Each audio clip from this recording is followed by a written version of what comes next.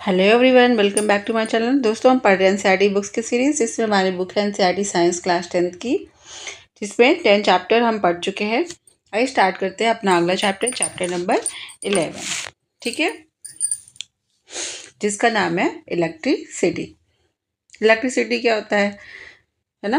पहले तो ये देखते हैं कि ये इम्पोर्टेंट क्यों है हमारी मॉडर्न सोसाइटी के लिए, है ना। इसका क्या रोल है और इसको कैसे हम प्रोवाइड करते हैं, कैसे हम अपने होम्स में इलेक्ट्रिसिटी प्रोवाइड कराते हैं। ठीक है, और वेरियस जो इंस्टीट्यूशंस हैं, जैसे हॉस्पिटल हो गया, स्कूल हो गया, है ना, इंडस्ट्रीज़ हो गई, सबको क्या चाहिए, बिजली चाहिए होती है, इलेक्ट्रिसिटी चाहिए होती है। तो ये कैसे मिलती है, इसका फंक्शन क्या है, ऐसे कौन से फैक्टर्स हैं जो इनको इन्फ्लुएंस करते हैं। ठीक है, ऐसी क्या चीज़ें हैं जिससे ये रेगुलेट होती हैं। ठीक है, तो इस चैप्टर में हम ये सारी चीज़ें पढ़ेंगे और हम पढ़ेंगे कि कैसे हम कंट्रोल वे में इसको यूज़ कर सकते हैं, इसका एप्लीकेशन क्या है। ठीक है, देखते हैं इलेक्ट्रिक करंट एंड सर्किट। जैसे देखो, एयर करंट होती है ना, वाटर करंट होती है, हमने पढ़ा है। जो एयर का फ्लो होता है, फ्लो ऑफ एयर, उसको हम बोलते हैं एयर करंट, है ना। और फ्लो ऑफ वाटर, जैसे रिवर्स में वाटर फ्लो करता है या फिर किसी पाइप में फ्लो करता है, तो वो क्या है, फ्लो ऑफ वाटर है ना। वो क्या है, वाटर करंट हो गया। जैसे ओशन में सुना होगा आपने, हॉट करंट, कोल्ड करंट होती है। ठीक है, वार्म करंट और कोल्ड करंट्स होती है। ठीक है, जलधाराएं। तो ये क्या है, ये फ्लो ऑफ वाटर है। इसी तरीके से जब इलेक्ट्रॉन्स का फ्लो होता है ना, फ्लो ऑफ इलेक्ट्रॉन, इसको हम क्या बोलते हैं, करंट बोलते हैं। ठीक है, ओके, आगे चलते हैं। यहाँ पे क्या है, ये देखते हैं, लाइन बाय लाइन समझते हैं। ठीक है,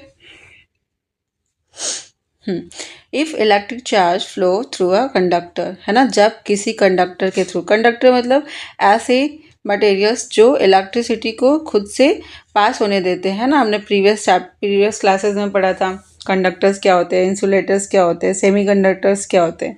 ठीक है, तो जो कंडक्टर्स होते हैं वो क्या करते हैं, वो अपने से इलेक्ट्रिसिटी को पास होने देते हैं, और जो नहीं होने देते उनको हम बोलते हैं इंसुलेटर। ठीक है, जब इलेक्ट्रॉन का फ्लो होता है किसी कंडक्टर के थ्रू, तो हम क्या बोलते हैं, उसको इलेक्ट्रिक करंट बोलते हैं। ठीक है, जैसे टॉर्च है ना। टॉर्च में क्या होता है, जो सेल होता है वो क्या करता है, सेल होता है या फिर बैटरी होती है, जिनको हम प्रॉपर ऑर्डर में प्लेस करते हैं, जो क्या करते हैं, जो प्रोवाइड करते हैं इलेक्ट्रिक करंट के फ्लो को। जिसके थ्रू क्या होता है, जो हमारे टॉर्च में बल्ब लगा हुआ है वो क्या होता है, वो जलता है, ग्लो करता है। ठीक है,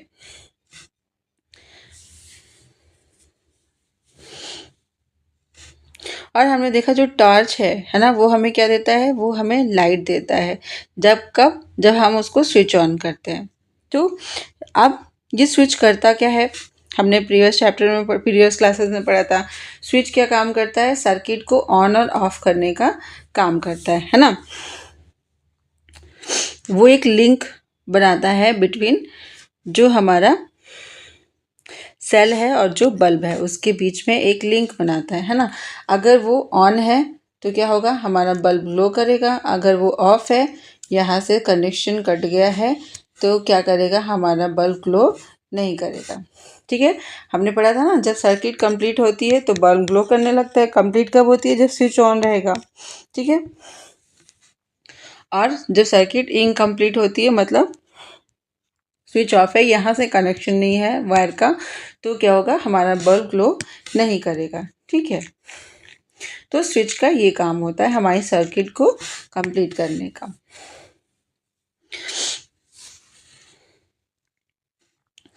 अब हम एक्सप्रेस कैसे करेंगे इलेक्ट्रिक करंट को, how do we express electric current. जो इलेक्ट्रिक करंट होता है ना, वो क्या होता है, वो एक्सप्रेस होता है by amount of charge flowing through a particular area in unit time. किसी यूनिट टाइम में, यूनिट सेकेंड में, यूनिट मिनट में।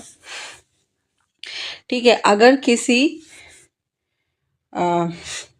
पर्टिकुलर एरिया से अमाउंट ऑफ चार्ज जितने फ्लो हो रहे हैं वो क्या होगी, वो होगी इलेक्ट्रिक करंट। ठीक है, जैसे सर्किट में क्या होता है, हम मेटेलिक वायर्स यूज़ करते हैं, है ना। इलेक्ट्रॉन जो है वो क्या करते हैं, वो फ्लो करते हैं, इलेक्ट्रॉन फ्लो करते हैं। Electrons constitute the flow of charge. ठीक है,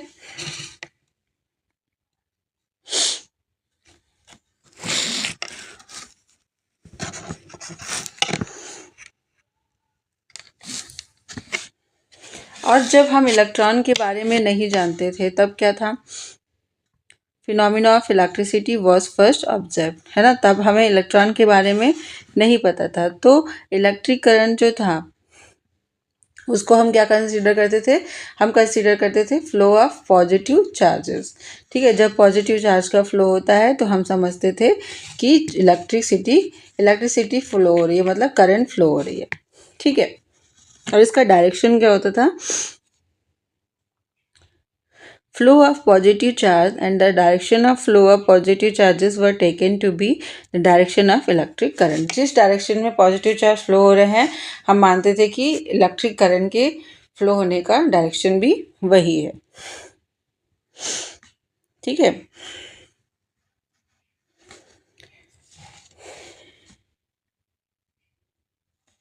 अब यहाँ पे क्या है, अगर इलेक्ट्रिक सर्किट है उसमें जो डायरेक्शन है इलेक्ट्रिक करंट का is taken as opposite to the direction of the flow of electron. जो इलेक्ट्रॉन के फ्लो का डायरेक्शन है ना, अगर इलेक्ट्रॉन इधर फ्लो हो रहा है तो हम क्या मानेंगे,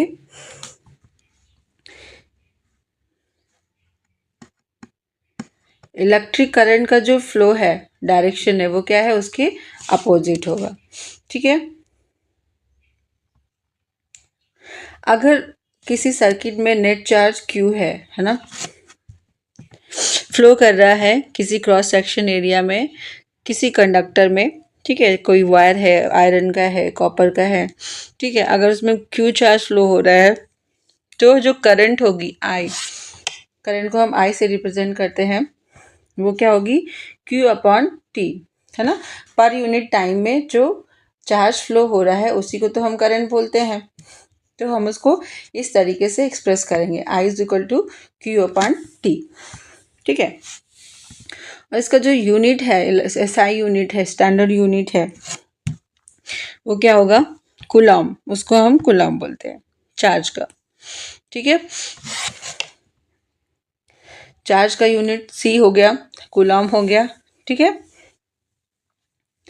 और जो किसके बराबर है, equivalent to the charge contain in nearly 6 × 10⁶ electrons. ठीक है, जो, और हम जानते हैं कि जो इलेक्ट्रॉन है वो क्या होता है, उसमें होता है नेगेटिव चार्ज, है ना। तो चार्ज क्या हो जाएगा, 1.6 × 10⁻⁻19, है ना। जो इलेक्ट्रिक करंट है वो, उसको हम कैसे एक्सप्रेस करेंगे, वो एक्सप्रेस होती है, उसका जो यूनिट होता है इलेक्ट्रिक करंट का, आई का जो यूनिट होगा वो एम्पियर होगा। ठीक है, जिसको हम ए से डिनोट करते हैं, जिसको फ्रेंच साइंटिस्ट के नाम पे रखा गया है, जिनका नाम था एंड्रे मेरी एम्पियर। ठीक है, और 1 एम्पियर किसके बराबर है, 1 ampere is constituted by the flow of 1 coulomb of charge पर सेकेंड, है ना। 1 सेकेंड में अगर 1 कूलम चार्ज पास हो रहा है किसी वायर से या फिर कंडक्टर से, तो जो करंट होगा वो कितना होगा, 1 एम्पियर होगा। ठीक है, और करंट को हम मिली एम्पियर में और माइक्रो एम्पियर में भी रिप्रेजेंट कर सकते हैं, एक्सप्रेस कर सकते हैं। ठीक है, 1 milli ampere that is 10⁻³ ampere और 1 micro ampere that is 10⁻6 ampere. ठीक है, तो ये था हमारा करंट सर्किट में। और एक इंस्ट्रूमेंट है जिसका नाम है एमीटर, वो किस यूज़ में आता है, उसका यूज़ हम करते हैं किसी सर्किट में इलेक्ट्रिक करंट को मेज़र करने के लिए। ठीक है, और इसको हम हमेशा वायर के साथ सीरीज में कनेक्ट करते हैं, ठीक है, जिस तरीके से यहाँ फिगर में ये कनेक्टेड है। जहाँ पे हमें करंट मेजर करना होता है उस वायर के साथ हम इसको सीरीज में कनेक्ट कर देते हैं, जिससे ये क्या करता है, करंट जितना फ्लो हो रहा है उसकी रीडिंग बताता है हमें, ठीक है।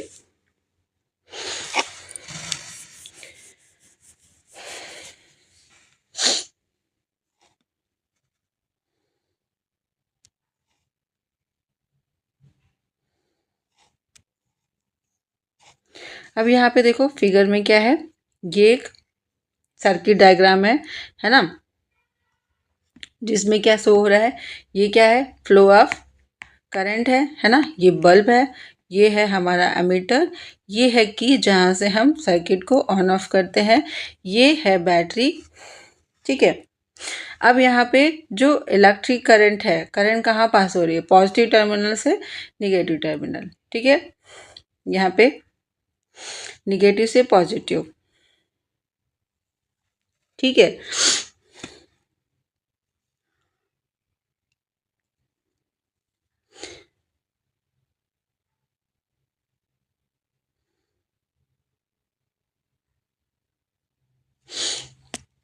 ठीक, ये तो हमने देखा सर्किट डायग्राम।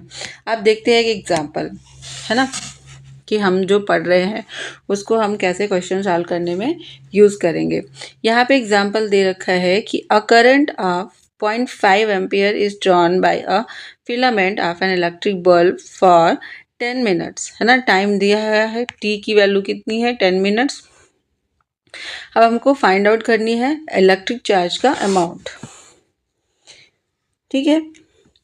आई दिया हुआ है ना, टी दिया हुआ है, हमें क्यू निकालना है, तो आई इक्वल टू क्या होता है, क्यू अपॉन टी होता है, टी को पहले सेकेंड में चेंज करना है ना, तो आई एम्पियर में है 0.5 इंटू टी मल्टीप्लाई हो जाएगा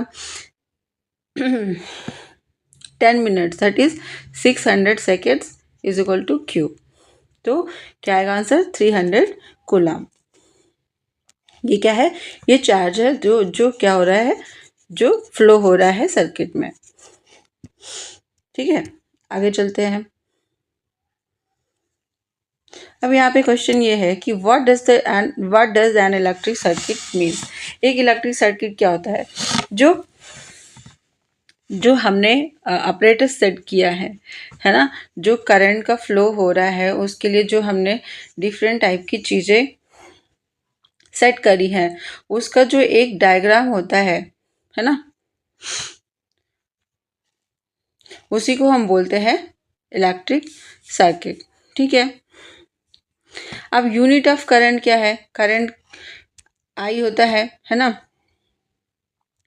यूनिट क्या होगा इसका, एम्पियर, है ना, कैसे, कूलम अपॉन टाइम, ठीक है, ये क्या हो जाएगा, एम्पियर।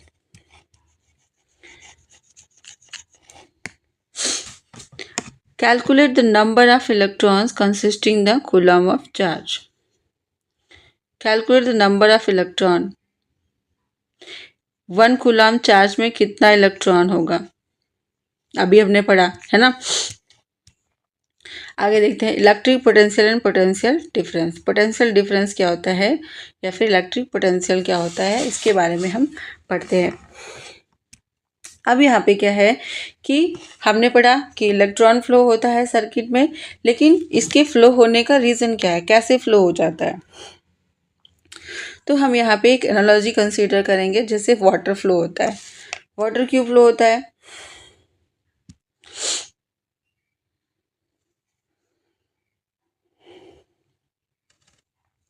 चार्ज जो होते हैं वो मूव नहीं करते, है ना, in copper wire by themselves, खुद से मूव नहीं करेंगे। जैसे कि जो वाटर है वो हॉरिजॉन्टल अगर ट्यूब में है तो वो क्या होगा, वो फ्लो नहीं करेगा अच्छी तरीके से, ठीक है। अगर एक एंड ट्यूब का वो कनेक्टेड है टैंक से, है ना, उसको हम हाई लेवल पे रखें तो क्या होगा, उस पर प्रेशर डिफरेंस आएगा, है ना, टू एंड्स, दोनों एंड्स पे, एक हाइट पे है एक नीचे है, तो दोनों में क्या होगा, प्रेशर डिफरेंस होगा, है ना, जिसके थ्रू क्या होगा, वाटर फ्लो करेगा, ठीक है, एक दूसरे एंड से वो बाहर जाएगा। इसी तरीके से जो चार्जेस होते हैं, ठीक है, उसमें क्या होता है, जो कंडक्टिंग मेटेलिक वायर है उसमें क्या होना चाहिए, जो इलेक्ट्रॉन है उसको मूव कराने के लिए क्या होना चाहिए, वहां पे प्रेशर डिफरेंस होना चाहिए, डिफरेंस ऑफ इलेक्ट्रिक प्रेशर, ठीक है, जिसको हम क्या बोलते हैं, पोटेंशियल डिफरेंस बोलते हैं।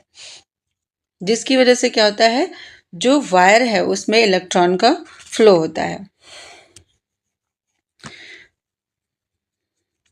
और ये जो डिफरेंस पोटेंशियल है ये कैसे प्रोड्यूस होता है,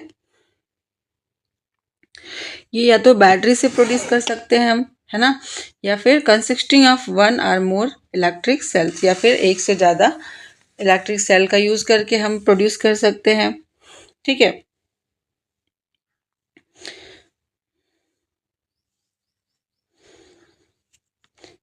जो केमिकल एक्शन होता है विद इन द सेल वो क्या करता है, जनरेट करता है पोटेंशियल डिफरेंसेस को, है ना, across the terminal of the cell, जिसकी वजह से क्या होता है, जो करंट है वो क्या होती है, फ्लो होती है ना, मतलब इलेक्ट्रॉन का फ्लो होता है जिसे हम करंट बोलते हैं। अगर सेल कनेक्टेड है किसी कंडक्टिंग सर्किट से, सर्किट एलिमेंट से, तो जो पोटेंशियल डिफरेंस है, ठीक है, वो क्या करता है, उसकी वजह से जो चार्ज है वो मोशन में आ जाते हैं, ठीक है, कंडक्टर में, और क्या करते हैं, इलेक्ट्रिक करंट प्रोड्यूस करते हैं, है ना। जब चार्जेस मोशन करते हैं तभी तो इलेक्ट्रिसिटी प्रोड्यूस होती है ना, इलेक्ट्रिक करंट फ्लो होती है। तो इस करंट को मेंटेन करने के लिए क्या चाहिए, जो सेल है ना, उसको उसकी केमिकल एनर्जी को खर्च करना पड़ता रहेगा जो उसमें स्टोर है, ठीक है। अब यहाँ पे हम डिफाइन करेंगे इलेक्ट्रिक पोटेंशियल डिफरेंस को, ठीक है।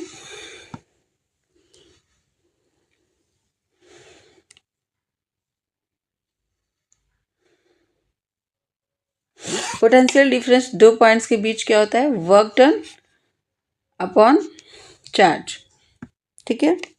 इसका जो यूनिट है वो क्या होगा, उसका यूनिट होगा, वर्क डन का क्या होगा, जूल, और इसको हम पोटेंशियल डिफरेंस को हम वोल्ट लिखते हैं, ठीक है। इसका जो एसआई यूनिट है वो क्या है, वोल्ट है, जिसको किसके नाम पे रखा गया है, एलेसैंड्रो वोल्टा, ठीक है, जो कौन थे, इटालियन फिजिसिस्ट थे, ठीक है। और 1 वोल्ट किसके बराबर होता है, 1 वोल्ट वो पोटेंशियल डिफरेंस है between 2 points in the current carrying conductor, जब क्या होता है, 1 जूल वर्क डन होता है बाय 1 कूलम ऑफ चार्ज, ठीक है। 1 कूलम का चार्ज अगर 1 जूल का वर्क करता है तो वो जो पोटेंशियल डिफरेंस होगा कितना होगा, 1 वोल्ट का होगा, ठीक है। ये सिंपल सी डेफिनेशन थी यूनिट की। Therefore 1 volt is equal to 1 joule upon 1 coulomb. Joule किसका यूनिट है, वर्क का, और कूलम किसका यूनिट है, चार्ज का, ठीक है। अब आगे चलते हैं, पोटेंशियल डिफरेंस को हम मेजर कैसे करते हैं, उसके लिए एक इंस्ट्रूमेंट होता है जिसको हम बोलते हैं वोल्टामीटर, है ना। करंट के लिए हम अमीटर यूज करते थे और वोल्ट के लिए हम वोल्टामीटर, पोटेंशियल डिफरेंस के लिए वोल्टामीटर। और इसको भी हम कनेक्ट करते हैं पैरेलल, जहाँ पे हमें वोल्टेज या फिर पोटेंशियल डिफरेंस मेजर करना होता है, ठीक है। नेक्स्ट एग्जांपल देखते हैं, how much work is done in moving a charge of 2 coulomb across 2 points having a potential difference 12 volt। अगर 2 पॉइंट के बीच में 12 वोल्ट का पोटेंशियल डिफरेंस है और उसमें चार्ज कितना है, 2 कूलम फ्लो हो रहा है, ठीक है। तो क्या पूछ रहा है, इसका जो वर्क डन होगा क्या होगा, वर्क डन क्या होता है, पहले तो हमने ये फॉर्मूला पढ़ा, जो वोल्ट होता है ना, जो पोटेंशियल डिफरेंस होता है वर्क डन अपॉन चार्ज होता है, तो हमें वर्क डन निकालना है, तो volt into Q, potential difference into charge is equal to work done. हमें यहाँ पे पोटेंशियल डिफरेंस दिया है 12 वोल्ट इंटू चार्ज कितना है 2 कूलम, ठीक है। वर्क डन कितना हो जाएगा 24 जूल। ठीक है, तो ये हो गया हमारा वर्क डन। अब क्वेश्चन क्या है, name a device that helps to maintain a potential difference across a conductor.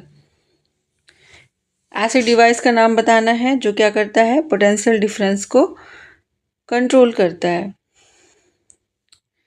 आपको पता होंगे, है ना, जैसे हमारे स्टेबलाइजर हैं, है ना, हम अप्लायंसेस में यूज करते हैं, तो ये क्या करते हैं, ये वोल्टेज को मेंटेन रखते हैं।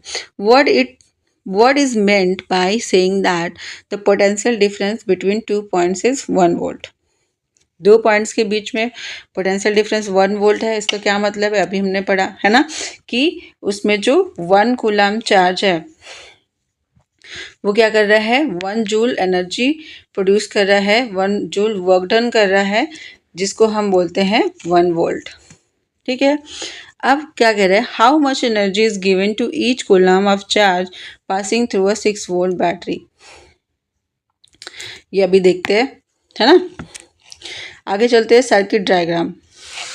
सर्किट डायग्राम क्या है, अब जो हमने अभी देखा सर्किट बना के, है ना, उसका जो डायग्राम होता है कुछ सिंबल्स को यूज करके, हम एक्चुअल जो अप्लायंसेस उसमें लगे हैं उसके लिए हम सिंबल्स यूज करते हैं और सर्किट को कंप्लीट करते हैं, जिससे हम बोलते हैं सर्किट डायग्राम, है ना। देखते हैं कौन कौन से सिंबल यूज होते हैं।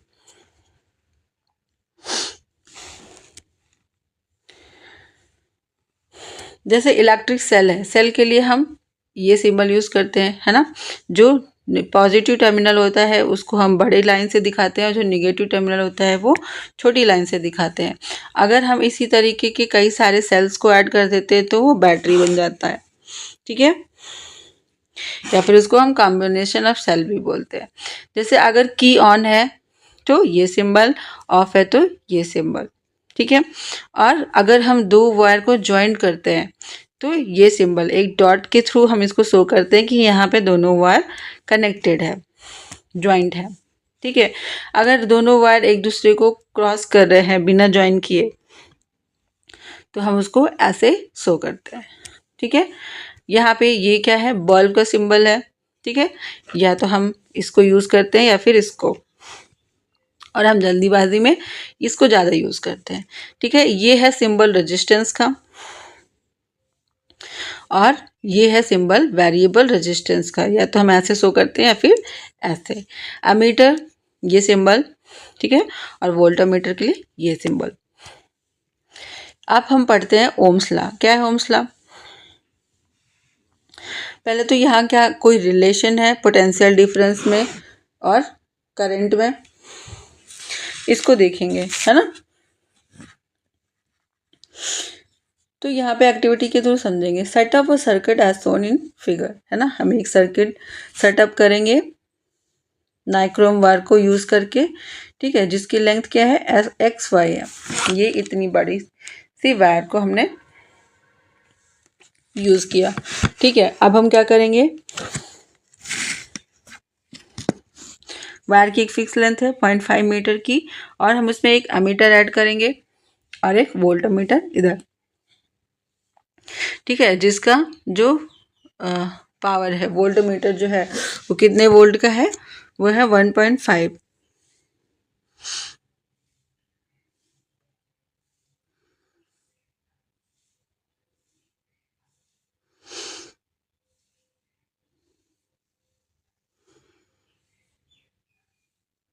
अच्छा, एक वोल्टमीटर लगाएंगे और 1.5 और क्या लगाएंगे, 4 सेल लगाएंगे उसमें। ठीक है, ये रहे जिनका पावर क्या है, 1.5 वोल्ट है। ठीक है, अब हम क्या करेंगे, पहले हम केवल एक सेल लगाएंगे, फिर हम ऑब्जर्व करेंगे कितनी करंट फ्लो हो रही है जो हमें एमीटर में रीडिंग मिलेगी। फिर हम 2 सेल लगाएंगे, फिर हम एमीटर की रीडिंग नोट करेंगे, फिर 3 सेल, फिर 4 सेल।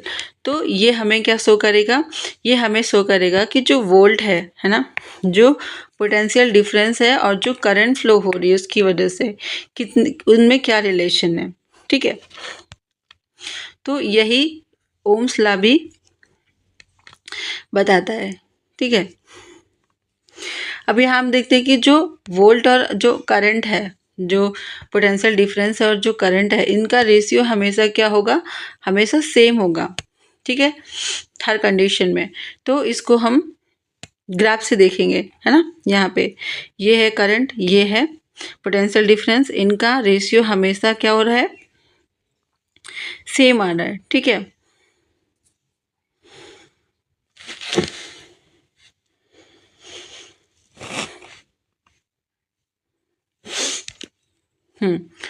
तो इस तरीके से क्या होगा, जो वी आई ग्राफ है वो हमें कैसे मिलेगा, जो करंट और पोटेंशियल डिफरेंस का ग्राफ है वो हमेशा एक स्ट्रेट लाइन मिलेगी, जो कहाँ से पास होगी, ओरिजिन से, है ना। आपने कोऑर्डिनेट पढ़ा होगा।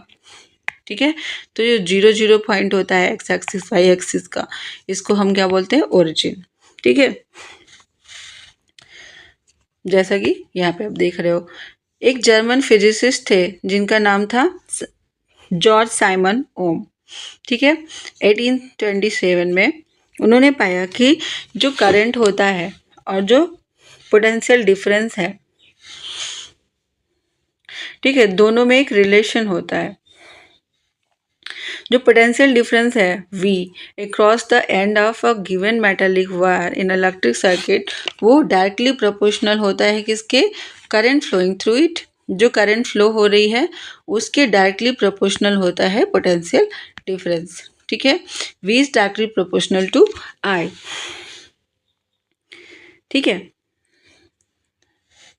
अब यहाँ पे एक कंडीशन ये है कि जो टेम्परेचर है वो क्या होना चाहिए, वो सेम होना चाहिए हमेशा, एक फिक्स टेम्परेचर पे, कांस्टेंट टेम्परेचर पे।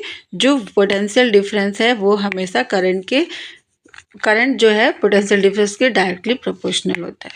ठीक है, V is directly proportional to I, इसी को हम बोलते हैं ओम्स लॉ। ठीक है, अब ये जो R है ये क्या है, ये कांस्टेंट है, प्रोपोर्शनलिटी कांस्टेंट। ठीक है, अब हम इसको R को क्या बोलते हैं, R को बोला जाता है रेजिस्टेंस। जैसे V is directly proportional to I था, है ना, तो हम इसको अगर V is equal to I R लिखें, R क्या है, R यहाँ पे कांस्टेंट है। ठीक है, जिसको हम प्रोपोर्शनलिटी कांस्टेंट बोलते हैं, और इसको नॉर्मली हम रेजिस्टेंस कहते हैं। ठीक है,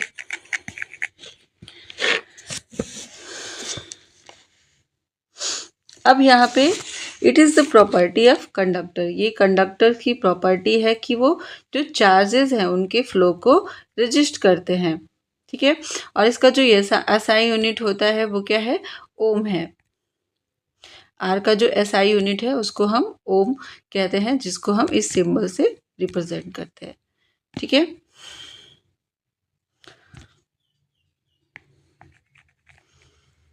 ये रहा ओम का सिंबल। अब अगर हम इससे देखें, ओम्स लॉ से देखें, तो हम आर को कैसे लिख सकते हैं, V अपॉन आई लिख सकते हैं, है ना, इस वाले इक्वेशन से अगर हम इसको डिराइव करें तो।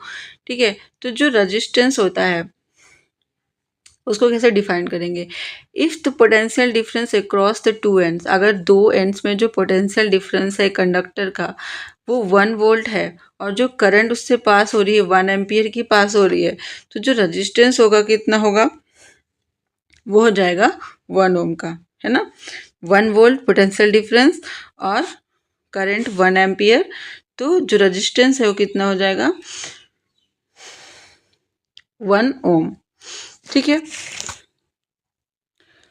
अगर हम इस इक्वेशन को देखें V is equal to I R, तो यहाँ से हमें I के टर्म में एक्सप्रेशन मिल जाएगा, क्या हो जाएगा, V अपॉन R। ठीक है, अब यहाँ पे ऑब्वियस है क्या, जो करंट है रजिस्टर के थ्रू जो पास हो रही है वो इन्वर्सली प्रोपोर्शनल होती है उसके रेजिस्टेंस के, है ना। आई और आर का जो रिलेशन है वो कैसा है, इन्वर्सली प्रोपोर्शनल है ना। तो जैसे जैसे आर बढ़ेगा आई क्या होगा, कम होगा। ठीक है,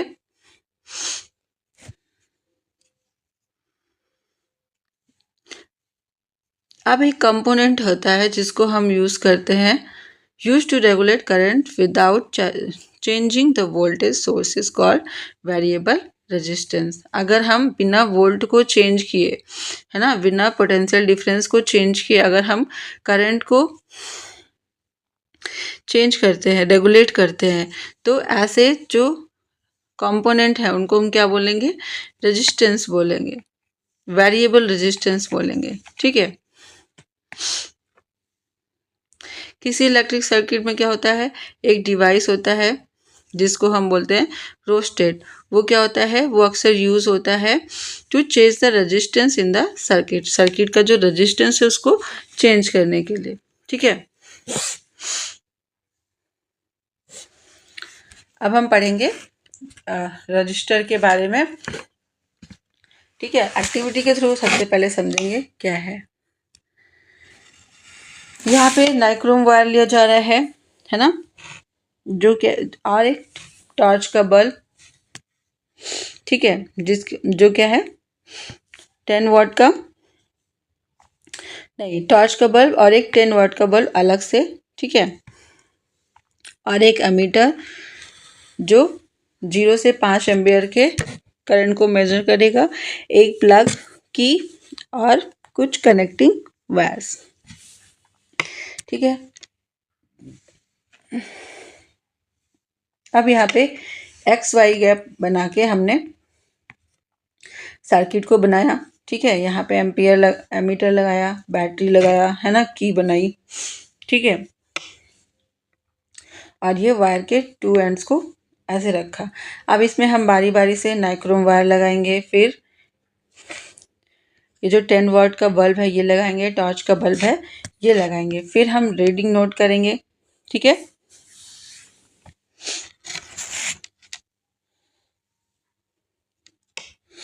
फिर हम सारे तीनों सिचुएशन में, तीनों कंडीशन में हम यहाँ पे करंट को नोट करेंगे। ठीक है।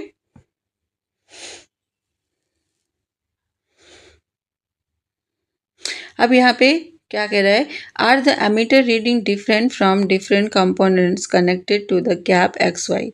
क्या एमीटर की जो रीडिंग है वो डिफरेंट है? हाँ, डिफरेंट है। क्यों? उसका आंसर भी मिल जाएगा। ठीक है। कुछ कंपोनेंट्स होते हैं, ठीक है, जो क्या करते हैं, offer an easy path for the flow of electric current while the other resist the flow, है ना। कुछ क्या होता है, करंट को इजीली पास होने देते हैं, जबकि कुछ क्या करते हैं, उनके फ्लो को रेजिस्ट करते हैं, मतलब विरोध करते हैं। तो ये जो करंट है ना, ये जो मोशन ऑफ इलेक्ट्रॉन है किसी सर्किट में, वो क्या है, वो कंस्टिट्यूट करता है इलेक्ट्रिक करंट को। और जो इलेक्ट्रॉन है वो कंप्लीटली फ्री नहीं होते मूव करने के लिए विद इन अ कंडक्टर।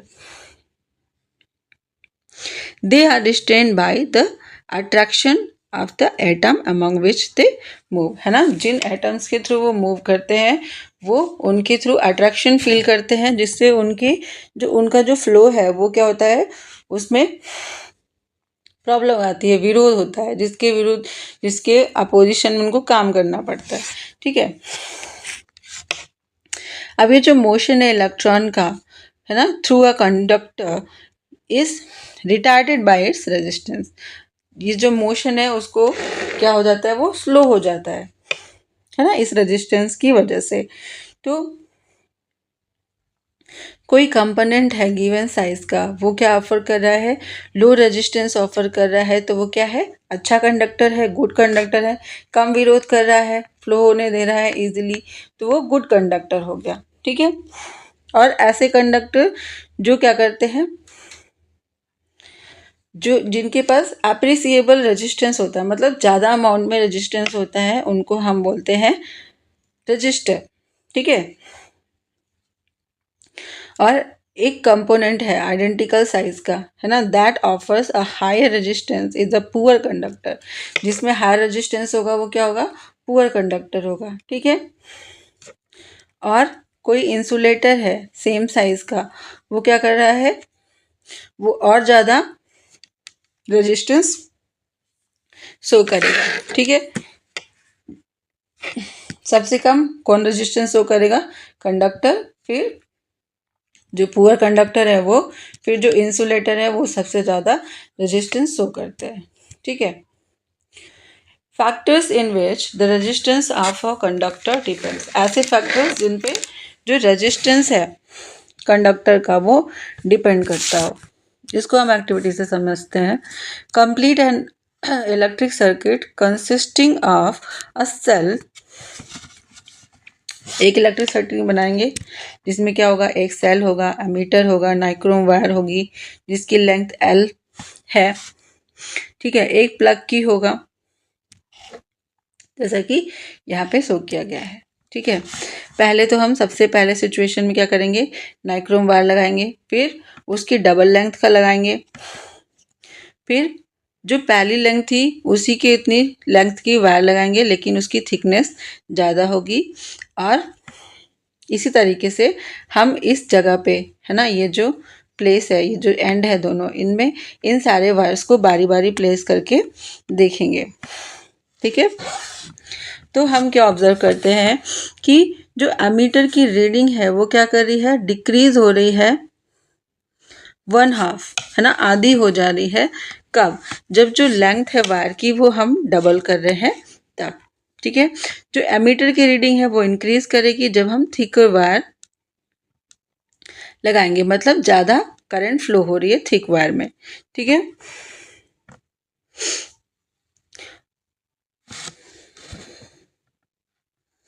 और अगर हम डिफरेंट मटेरियल के वायर को यूज़ करेंगे तो क्या होगा? जो करंट है वो भी हमें डिफरेंट शो होगी, अगर सेम लेंथ का वायर है तब भी। ठीक है। तो ये क्या शो करता है कि जो रेजिस्टेंस है किसी कंडक्टर का वो 3 चीज़ों पे डिपेंड करता है। किन किन पे? वो जो वायर है उसकी लेंथ क्या है ना, और जो एरिया है, cross section of area of cross section wire का वो कितना है, और जो नेचर है मटेरियल का, जो वायर में मटेरियल यूज हुआ है वो किस नेचर का है, इंसुलेटर है ना, कंडक्टर है, बैड कंडक्टर है, गुड कंडक्टर है। ठीक है। वो उस पर डिपेंड करता है। ठीक है। तो ये जो मेजरमेंट है किसी यूनिफॉर्म मेटालिक कंडक्टर का वो क्या होता है? जो रेजिस्टेंस है किसी यूनिफॉर्म मेटालिक कंडक्टर का वो किन बातों पे डिपेंड करता है? वो डिपेंड करता है लेंथ ऑफ वायर, है ना, और वायर की लेंथ के डायरेक्टली प्रोपोर्शनल होता है L के, और जो एरिया ऑफ क्रॉस सेक्शन होता है उसके इन्वर्सली प्रोपोर्शनल होता है 1/A। ठीक है। अब जब हम इसको कंबाइन करेंगे दोनों इक्वेशंस को, R is directly proportional to L, R is inversely proportional to A, दोनों को कंबाइन किया, क्या हुआ? R is inversely directly proportional to L upon A। ठीक है। अब ये जो प्रोपोर्शनैलिटी कांस्टेंट है इसको जब हम हटाएंगे तो यहाँ पे एक कांस्टेंट ऐड करेंगे जिसको हम बोलते हैं रो। ठीक है ना, ये रो क्या है? कांस्टेंट ऑफ प्रोपोर्शनैलिटी है। ठीक है। और इसको हम बोलते हैं इलेक्ट्रिकल रेजिस्टिविटी, है ना। हमने रेजिस्टेंस पढ़ा R, और रो क्या है? रेजिस्टिविटी है। ठीक है। Resistivity of the material of conductor, conductor जिस मटेरियल का बना है उसकी रेजिस्टिविटी शो करती है ये रो। ठीक है। इसका जो यूनिट है, SI यूनिट, ये क्या है? ओम मीटर। ठीक है। आर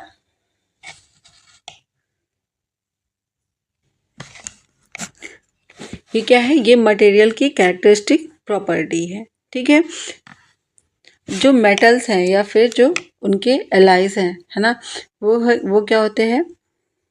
उनके पास बहुत कम रजिस्टिविटी होती है, जिनकी रेंज क्या है? लगभग 10⁻⁸ ओम मीटर से 10⁻⁶ ओम मीटर तक। ठीक है। ये क्या होते हैं? ये गुड कंडक्टर होते हैं ऑफ इलेक्ट्रिसिटी। और जो इंसुलेटर होते हैं जैसे कि रबर हो गया, है ना, ग्लास हो गया, इनकी जो रजिस्टिविटी का ऑर्डर होता है उसका रेंज क्या है? 10⁻12 से 10⁻17 ओम मीटर। ठीक है। इनकी जो रेजिस्टेंस है और जो रेजिस्टिविटी है मटेरियल की, दोनों वैरी करते हैं विथ टेम्परेचर। ठीक है। अब यहाँ पे एक टेबल है जिसमें बताया गया है कि कौन से मेटल की रेजिस्टिविटी कितनी होती है और वो टेम्परेचर कौन सा है जिस पे ये कैलकुलेट किया गया है, 20 डिग्री सेंटीग्रेड। ठीक है।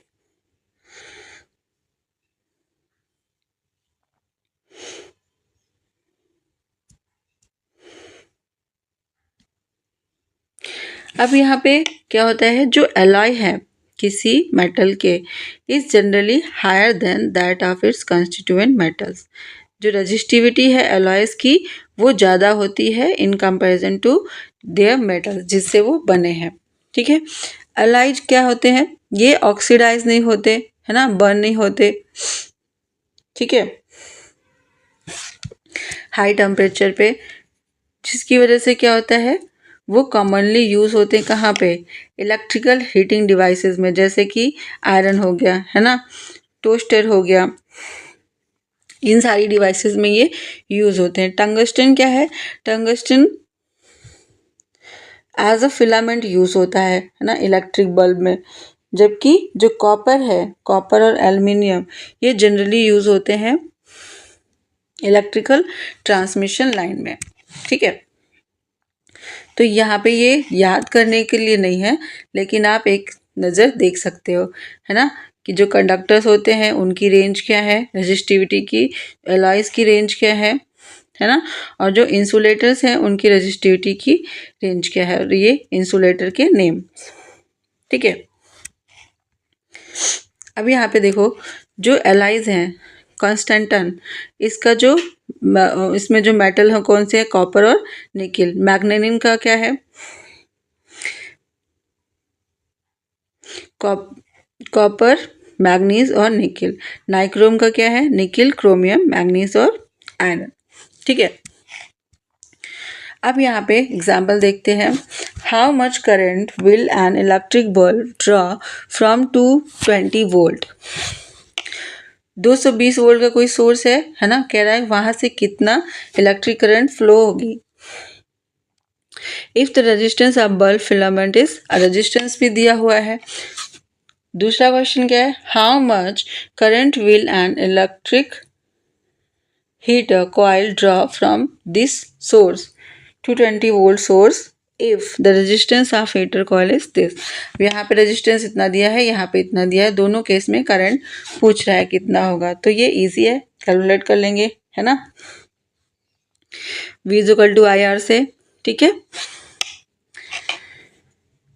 ओके, ये सारे एग्जांपल्स हैं।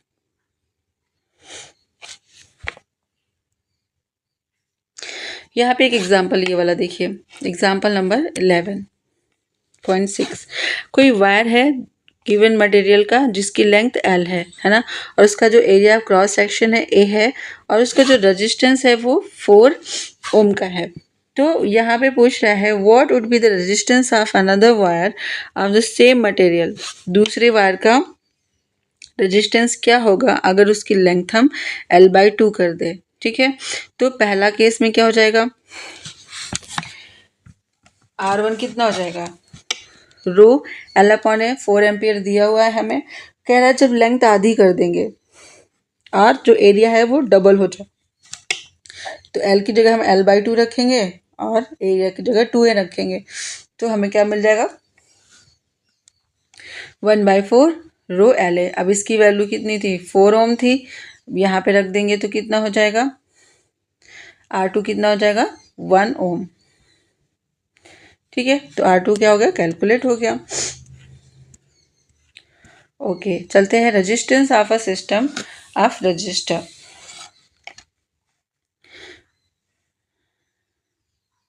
कोई रजिस्टर का सिस्टम है ना, कई सारे रजिस्टर हैं उसमें, उनका जो रेजिस्टेंस होगा टोटल वो कितना होगा, हम कैसे कैलकुलेट करेंगे। ठीक है। और हमने पढ़ा कि जो सिंपल सर्किट होता है, इलेक्ट्रिक सर्किट होता है, उसके बारे में पढ़ा है ना, और हमने नोटिस किया कि जो करंट है कंडक्टर में फ्लो कर रहा है वो किस पर डिपेंड करता है, वो डिपेंड करता है उसके रेजिस्टेंस के ऊपर और उसका जो पोटेंशियल डिफरेंस होता है उसके ऊपर, है ना। और जो वेरियस इलेक्ट्रिकल गैजेट्स होते हैं, है ना, उनके वो क्या करते हैं,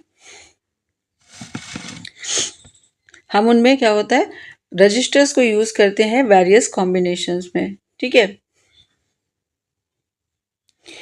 और हम यहाँ पे देखेंगे intent to see how Ohm's law can be apply to combination of resistor. जो रजिस्टर के कॉम्बिनेशन होते हैं पैरेलल में, सीरीज में, हम उन पे देखेंगे कि ओम्स लॉ कैसे अप्लाई होता है। अब यहाँ पे दो मेथड है रेजिस्टेंस को ज्वाइन करने का एक साथ, या तो हम उनको ऐसे पैरेलल में जोड़ दें, है ना, या तो हम उनको एक साथ ऐसे जोड़ दें सीरीज में, ठीक है। तो हम पहले देखेंगे जो सीरीज का कॉम्बिनेशन है। यहाँ पे हमने 3 रेजिस्टेंस है R1 R2 R3 जिनको हमने जोड़ा है इन सीरीज। अब इनमें से हम इसको हमने जोड़ दिया एक वोल्टमीटर से, ठीक है, एक्स वाई एंड को, ठीक। और यहाँ पे एक एमीटर लगा दिया जिसमें करंट मेजर होगी, ठीक है। हमने बैटरी लगाई, ठीक है, कॉम्बिनेशन ऑफ बैटरी सेल्स जिसको हम बैटरी बोलेंगे यहाँ पे की, ठीक है, जो सर्किट को ऑन ऑफ रखेगी, ठीक है। और ये जो पैरेलल कॉम्बिनेशन है इसमें देखो R1 R2 R3 तीनों को हमने पैरेलली लगा दिया है, ठीक है। और तीनों को एक्स वाई से ऐड कर दिया, जोड़ दिया, और एक्स वाई को हमने जोड़ा फिर से वोल्टमीटर से, यहाँ पे एमीटर लगाया, की लगाई, फिर हमने बैटरी ऐड करी, ठीक है। तो ये हमारा कॉम्बिनेशन कौन सा हो गया, पैरेलल कॉम्बिनेशन। तो हम देखेंगे कि जो रजिस्टर है सीरीज कॉम्बिनेशन में वो कैसे हम कैलकुलेट करेंगे। देखो क्या होता है जब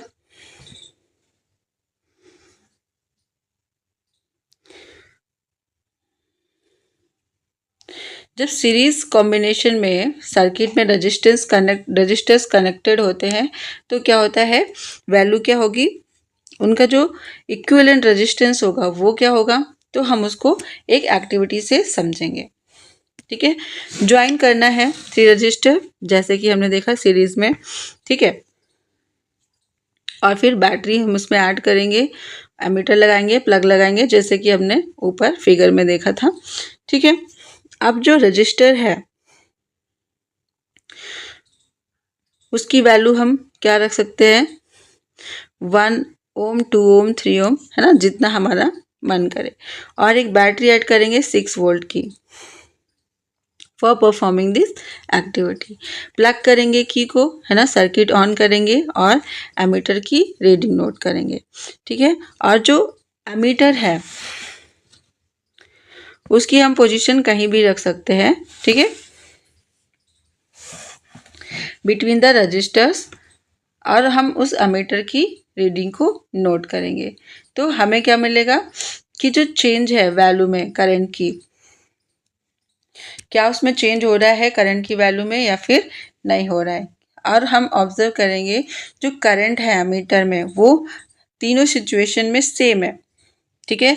और वो उस बात से कोई मतलब नहीं है कि हमने एमीटर कहाँ पे प्लेस कर रखा है, ठीक है। इसका क्या मतलब है कि जो सीरीज कॉम्बिनेशन है उसमें जो रजिस्टर है वो क्या कर रहा है, जो सीरीज कॉम्बिनेशन है रजिस्टर का उसमें जो करंट है वो हर जगह पे हर पार्ट में क्या होगी, सेम करंट फ्लो होगी, ठीक है। ये जो तीनों हमारे रजिस्टर्स लगे थे, है ना, इनमें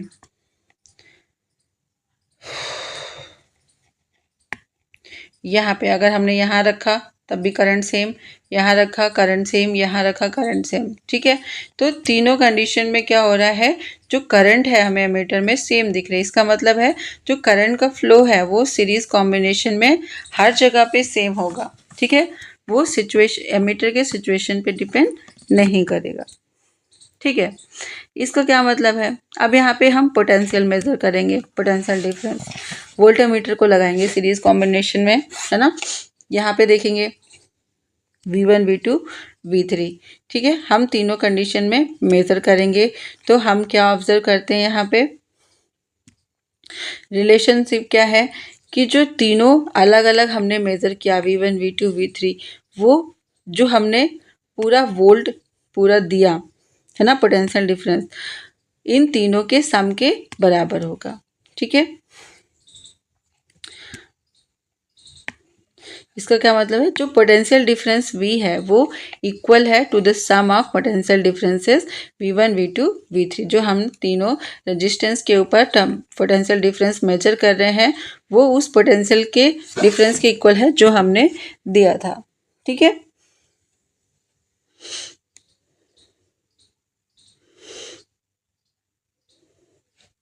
इसका क्या मतलब है, V is equal to V1 plus V2 plus V3, है ना।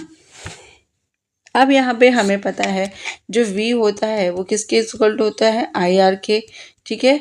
अब इस सीरीज कॉम्बिनेशन में I हमेशा सेम है ना, हर रजिस्टर के पास I सेम होगा। V ये जो वोल्टेज है, ये जो पोटेंशियल डिफरेंस है ये चेंज है, V1 V2 V3 है, और जो रजिस्टर है वो R1 R2 R3 है, ठीक है। अब इसको हम अगर एक्सप्रेस करें, है ना, R1 R2 के R3 के फॉर्म में, तो V1 कितना हो जाएगा, IR1, V2 is equal to IR2, V3 is equal to IR3, ठीक है। अब हम इसको जो फर्स्ट वाला इक्वेशन था हमारा V is equal to V1 plus V2 plus V3, उसमें रखेंगे तो हमें क्या मिलेगा, IR, that is V, IR1 V1, IR2 V2, IR3 V3। अब इसमें I कॉमन है दोनों साइड से, वो कैंसिल आउट हो जाएगा, तो हमारे पास क्या बचेगा expression, R equal to R1 plus R2 plus R3, ठीक है। RS लिखने का मतलब है जो सिस्टम का टोटल रेजिस्टेंस होगा, ठीक है। तो ये हमने देखा, जब हम सीरीज में रजिस्टर्स को ऐड कर रहे हैं तो टोटल जो रेजिस्टेंस होगा सिस्टम का वो कितना होगा, R1 plus R2 plus R3, ठीक है। जितने भी रजिस्टर्स हम सीरीज में ऐड कर रहे हैं उनका सम, अगर यहाँ चौथा होता R4 तो वो R4 होता, ठीक है। ओके, नेक्स्ट देखते हैं क्या है, जब हम पैरेलल में रजिस्टर्स को ऐड करेंगे तो क्या होगा। अब देखो यहाँ पे अगर हम पैरेलली रजिस्टर्स को ऐड कर रहे हैं तो हम यहाँ पे ऑब्जर्व करेंगे कि जो करंट है ना, तीनों सिचुएशन में R1 R2 R3 में, वो क्या होगी, वो डिफरेंट होगी, ठीक है। I1 I2 I3 हो जाएगी, और जो V है पोटेंशियल डिफरेंस वो सेम होगा, ठीक है। दोनों एंड पे किसी भी रजिस्टर में वो सेम होगा। तो यहाँ पे हम क्या निष्कर्ष निकालेंगे, जो I है ना, जो I करंट उसमें फ्लो हो रही है और जो तीनों अलग अलग रेजिस्टेंस में करंट फ्लो हो रही है उनका जो सम है, ठीक है। जो I हमने करंट फ्लो कराई और जो तीनों रेजिस्टेंस है R1 R2 R3, ये जो है इनका जो सम है I1 plus I2 plus I3, ये इक्वल हो जाएंगे I के, ठीक है।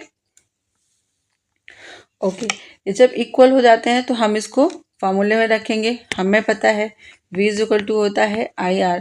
अब यहाँ पे हमें I के टर्म में रिप्रेजेंट करना है तो V अपॉन R। अगर V सेम है तो क्या होगा, फर्स्ट के लिए V अपॉन R1, सेकेंड के लिए V अपॉन R2, है ना, और करंट I3 के लिए क्या हो जाएगा, V अपॉन R3। जब हम तीनों को कंबाइन करके लिखेंगे तो हमें ये मिलेगा, ठीक है। V अपॉन R सिस्टम, ठीक है, is equal to V upon R1 plus V upon R2 plus V upon R3। हम V को कॉमन लेके कैंसिल आउट करेंगे तो 1 upon R system is equal to 1 upon R1 plus 1 upon R2 plus 1 upon R3। जब हम parallel में combine करेंगे इनको तो हमें ये एक्सप्रेशन मिलेगा। हम ऐसे कैलकुलेट करेंगे टोटल रेजिस्टेंस को, और जब हम सीरीज में करेंगे तो हमें क्या मिलेगा, R is equal to R1 plus R2 plus R3, ठीक है। तो ये हमारे पास दो कॉम्बिनेशन के लिए फॉर्मूला मिल गया कि हम टोटल रेजिस्टेंस कैसे कैलकुलेट करेंगे, ठीक है। आगे क्या है, आगे है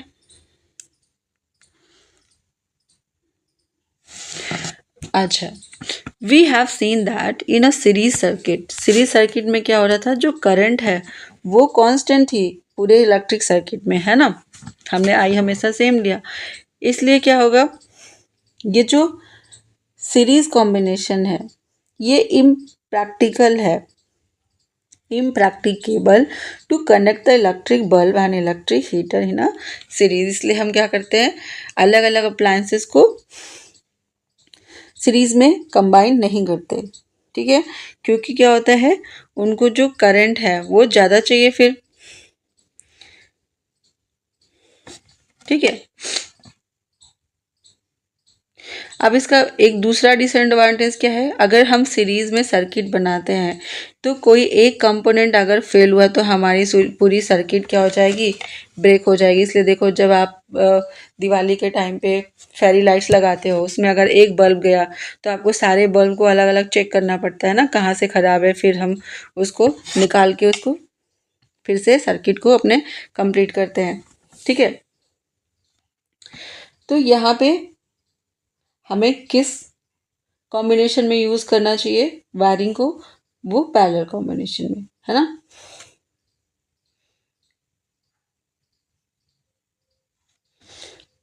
जो पैरेलल जो कॉम्बिनेशन होता है, सर्किट होता है, वो क्या करता है, करंट को डिवाइड कर देता है इलेक्ट्रिकल गैजेट में।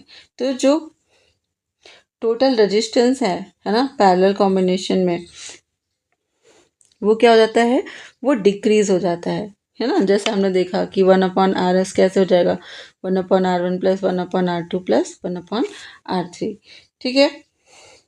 तो यहाँ पे क्या हुआ, ये जो कॉम्बिनेशन है ये हेल्पफुल होता है ना, कि हर गैजेट को डिफरेंट रेजिस्टेंस मिल पाए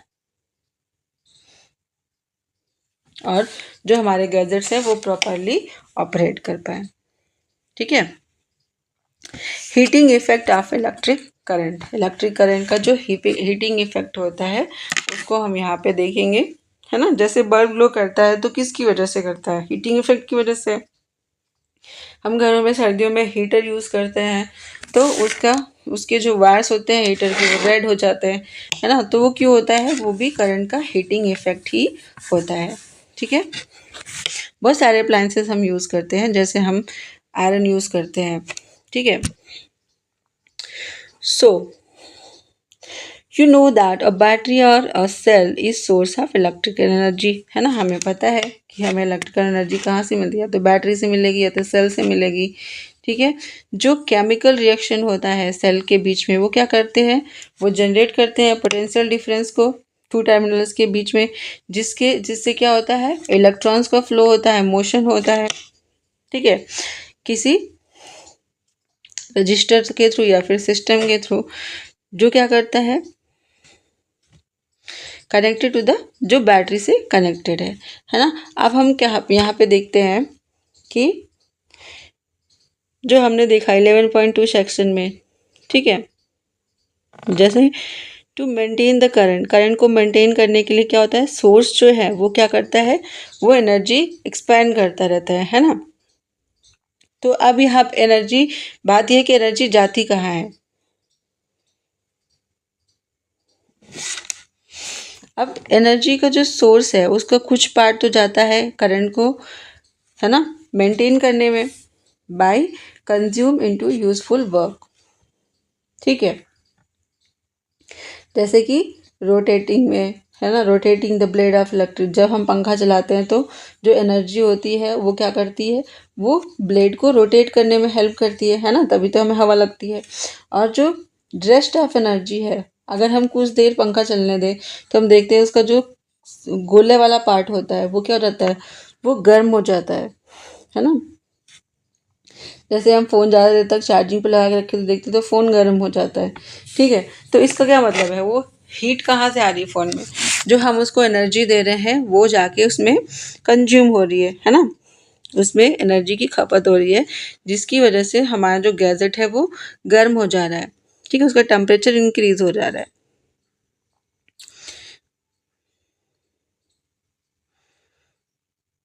और अगर इलेक्ट्रिक सर्किट जो है वो प्योरली रेजिस्टिव है तो इसका क्या मतलब है, configuration of resistors only connected to a battery. जो सोर्स है एनर्जी का वो क्या करेगा, continuously gets dissipate entirely in the form of heat. वो जो एनर्जी है वो किस में चेंज हो जा रही है, हीट में चेंज हो जा रही है। इसको हम क्या बोलते हैं, heating effect of electric current. ठीक है,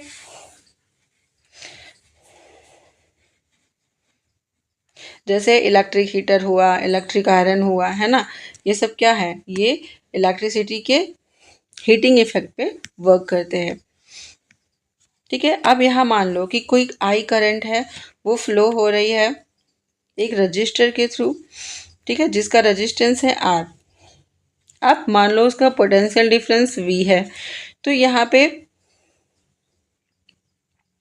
और जो टाइम है, जिस जिस टाइम ड्यूरेशन में वो चार्ज क्यू फ्लो हो रहा है ना, तो यहाँ पे जो वर्क डन है मूविंग चार्ज का वो कितना होगा, वो हम कैसे कैलकुलेट करेंगे, वो हो जाएगा v इंटू क्यू के बराबर। ठीक है, therefore the source must supply energy equal to vq in time t। ठीक है, तो power input of the circuit by source is, power क्या हो जाएगा, power input v into Q upon T.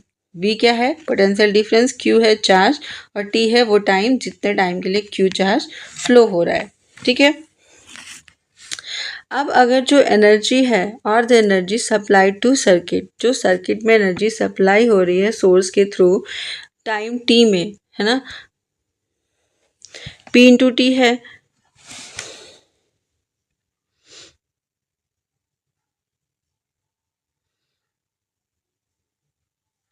और P क्या है, वी आई था, यहाँ से हमने Q अपॉन टी को I लिखा तो वी आई हो गया, है ना। जब P इंटू टी होगा तो क्या हो जाएगा, एनर्जी ये हो जाएगा P into T, that is V into I into T.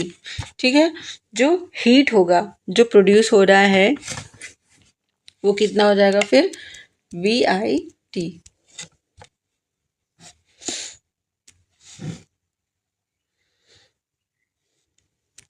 अब यहाँ पे अगर हम ओम्स लॉ अप्लाई करें, है ना, H इज इक्वल टू, अब V की वैल्यू क्या होती है, ओम्स लॉ में हमने पढ़ा V इज इक्वल टू क्या होता है, I इंटू आर, और हमारे पास है H क्या है, वी आई टी, है ना। अब V की वैल्यू रख देंगे I into R into I into T, तो क्या हो जाएगा, आई स्क्वायर आर टी। ठीक है,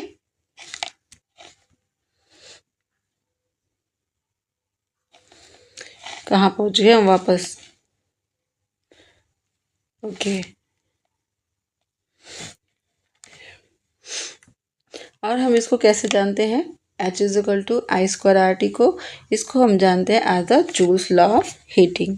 ठीक है, जो ये जो लॉ है ये क्या कहता है, जो हीट प्रोड्यूस हो रही है रजिस्टर में वो डायरेक्टली प्रोपोर्शनल होता है स्क्वायर ऑफ करंट, है ना, that is H is equal to क्या है हमारे पास, आई स्क्वायर आर टी, है ना, तो H directly proportional to I square.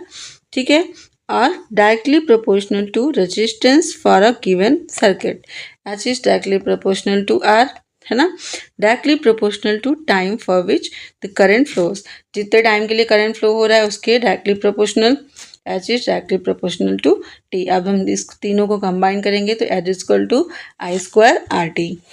ठीक है, ओके, तो हम इस पे बेस्ड क्वेश्चन है, ठीक है, उनको कर सकते हैं यहाँ पे, बहुत ईजी से है। ठीक है, आगे चलते हैं, practical application of heating effect of electric current. जो प्रैक्टिकल एप्लीकेशन है हीटिंग इफेक्ट के वो क्या है, वो देखते हैं हमने पढ़ा अभी, है ना, कि जो इलेक्ट्रिक आयरन है ना, इलेक्ट्रिक हीटर है, उसमें क्या होता है, उसमें इलेक्ट्रिक करंट के हीटिंग इफेक्ट का यूज़ किया जाता है। ठीक है, जनरेशन ऑफ हीट, किसी कंडक्टर में हीट का जो जनरेशन है वो क्या है, इन एविटेबल कॉन्सिक्वेंस है इलेक्ट्रिक करंट का, है ना, उसको हम बदल नहीं सकते। बहुत सारे केसेस में ऐसा होता है कि जो अनडिजायरेबल होता है हीट होना, है ना, it converts useful electrical energy into heat, है ना। कभी कभी हमें ज़रूरत नहीं होती हीट जनरेट करने की, तो क्या होता है, जो एनर्जी का अमाउंट है, इलेक्ट्रिकल एनर्जी, वो वेस्ट हो जाती है ना। तो in electric circuit, the unavoidable heating can increase the temperature of the components and alter their properties, है ना। अगर टेम्परेचर बढ़ गया तो आपका जो अप्लायंस है वो ख़राब हो सकता है ना। उसकी प्रॉपर्टीज़ जो है वो चेंज हो सकती है। तो इस तरीके से जो हीटिंग इफेक्ट है इलेक्ट्रिक करंट का, वो कभी कभी यूज़फुल भी होता है ना। जैसे हम इलेक्ट्रिक आयरन यूज़ करते हैं, इलेक्ट्रिक टोस्टर यूज़ करते हैं, इलेक्ट्रिक ओवन यूज़ करते हैं, कैटल वगैरह यूज़ करते हैं, है ना, हीटर यूज़ करते हैं। तो कभी कभी ये हेल्पफुल भी होते हैं। तो ये किसके बेस पे वर्क करते हैं, कौन से लॉ पे, जूल्स के हीटिंग लॉ पे ये वर्क करते हैं, ठीक है।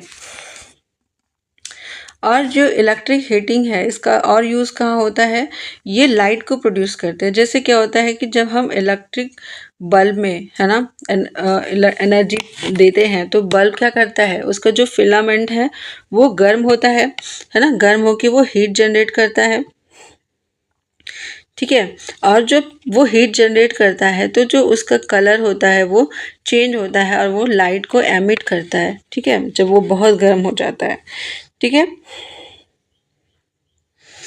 और इसके लिए ज़रूरी है क्या, उसका मेल्ट ना होना। अगर वो वायर मेल्ट हो गया तो क्या होगा, वो कनेक्शन ब्रेक हो जाएगा और वहाँ पे इलेक्ट्रॉन का फ्लो नहीं होगा, मतलब इलेक्ट्रिक करंट का फ्लो नहीं होगा।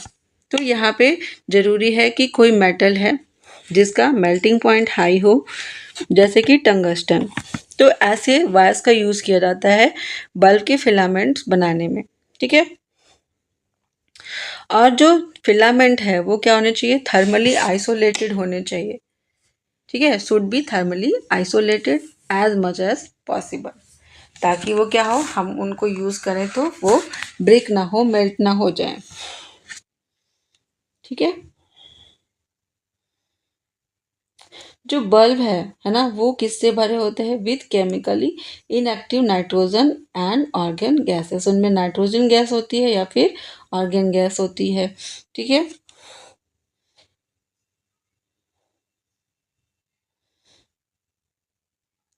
जो मोस्ट ऑफ द पावर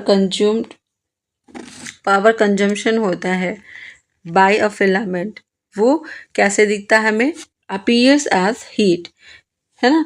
लेकिन जो उसका स्मॉल पार्ट होता है वो किस में यूज़ होता है, फॉर्म ऑफ लाइट रेडिएटेड, जो उसमें लाइट रेडिएट हो रहा है बल्ब में, उसमें यूज़ होता है, ठीक है।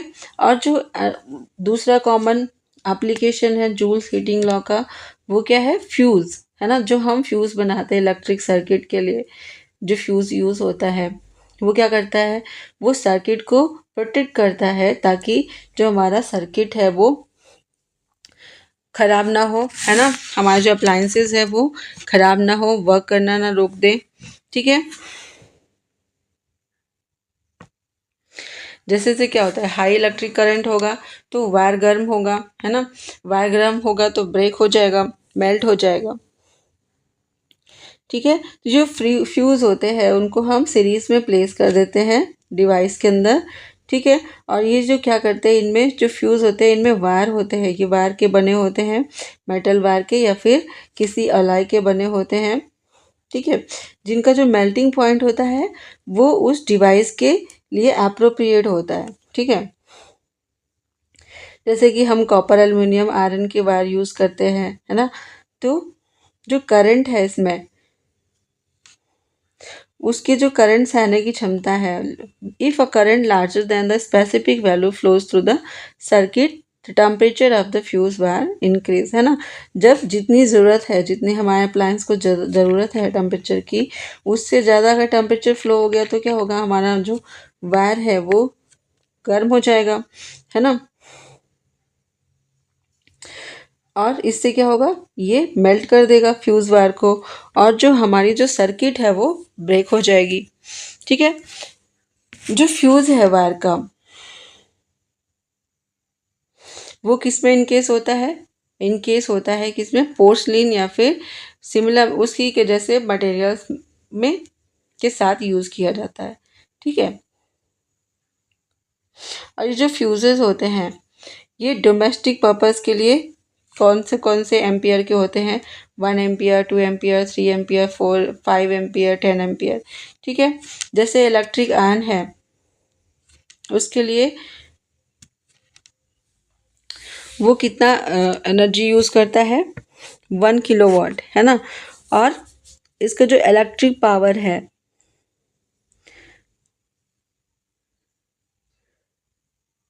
जब वो 220 वोल्ट पे ऑपरेट होता है और वो 1 किलोवाट एनर्जी यूज़ करता है, ठीक है, कंज्यूम करता है। तो उसमें अगर करंट फ्लो हो रही है, ठीक है,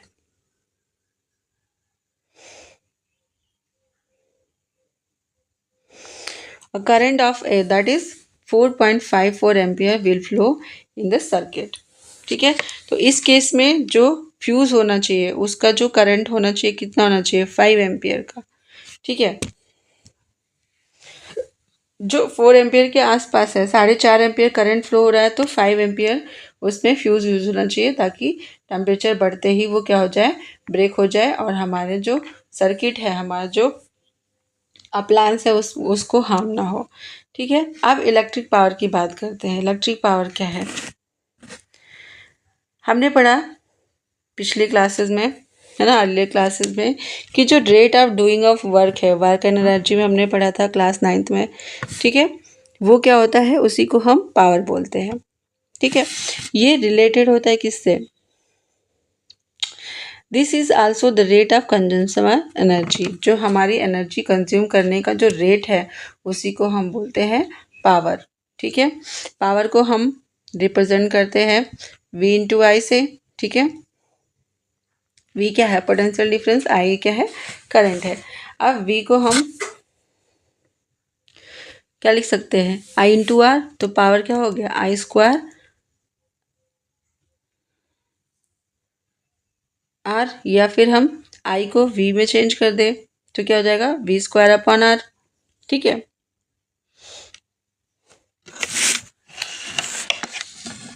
अब यहाँ पे हमारे पास P हो गया, P मिल गया I स्क्वायर अपॉन आर के फॉर्म में। ठीक है, जो SI यूनिट है इलेक्ट्रिक पावर का वो क्या होता है? वॉट। ठीक है, और एक वॉट क्या है? It is the power consumed by a device that curries 1 ampere, है ना। उसमें 1 एम्पियर की करंट अगर फ्लो हो रही है और उसका जो पोटेंशियल डिफरेंस है 1 वोल्ट का है, तो वो जो पावर कंज्यूम करेगा, जो इलेक्ट्रॉनिक डिवाइस का जो पावर होगा कितना होगा? P is equal to 1 watt. ठीक है, तो ये है 1 वॉट की डेफिनेशन। यहाँ पे 1 watt is equal to 1 volt into 1 ampere, that is 1 volt ampere भी बोलते हैं इसको। ठीक है, जो यूनिट है वॉट का, तो यूनिट वॉट ये क्या है? बहुत छोटा होता है, इसलिए हम इसको किलोवाट में रिप्रेजेंट करते हैं। ठीक है, और 1 किलोवाट, 1 किलोवाट किसके बराबर होता है? 1000 वाट के। ठीक है, अब यहाँ पे क्या है कि अगर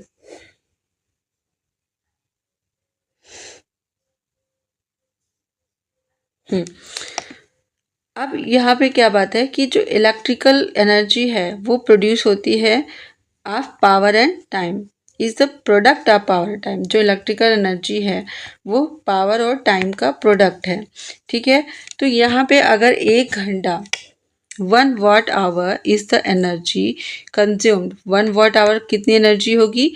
1 वाट का पावर जनरेट करने के लिए 1 घंटे अगर किसी डिवाइस को काम करना पड़ रहा है तो जो इलेक्ट्रिकल एनर्जी होगी उसको हम बोलेंगे 1 किलोवाट आवर। ठीक है, और उसकी यूनिट क्या होगी? Kilowatt hour. ठीक है, इसको हम एक यूनिट भी मानते हैं। जो हमारे घर में वो वायरिंग वगैरह होती है, जो हमारे मीटर चलते हैं, है ना, तो हम इसको एक यूनिट बोलते हैं, किसको? 1 किलोवाट आवर को। ठीक है, 1 किलोवाट आवर होता कितना है एनर्जी जूल में? इसको कैलकुलेट करेंगे। 1 किलोवाट दैट इज 1000 वाट और टाइम अगर आवर में है, इसको सेकेंड में चेंज करना है तो 3600 सेकेंड्स है ना। तो ये क्या हो जाएगा 3.6 इंटू 10⁻6 जूल। ठीक है, ओके। तो ये था हमारा कंप्लीट चैप्टर। ठीक है, ओके। वीडियो कैसा लगा आप कमेंट सेक्शन में बताइएगा। अगर आपको सॉल्यूशंस चाहिए, सारे चैप्टर्स 6 to 10 तक मैं करा चुकी हूँ, है ना। 10th का ये सेकेंड लास्ट चैप्टर था, नहीं अभी 2 चैप्टर्स बचे हुए हैं। तो अगर आपको सॉल्यूशंस चाहिए सारे एक्सरसाइजेस के, तो मैं प्रोवाइड कर सकती हूँ। ठीक है, आप कमेंट सेक्शन में बताइएगा। मैं ट्राई करूँगी कि जल्दी सारे सॉल्यूशंस सारे चैप्टर्स के एटलीस्ट 10th के तो डाल ही दूँ। ठीक है, आपको वीडियो कैसा लगा कमेंट सेक्शन में बताइएगा। Please like share and subscribe. Thank you very much for discussion. मिलते हैं अगले चैप्टर के साथ।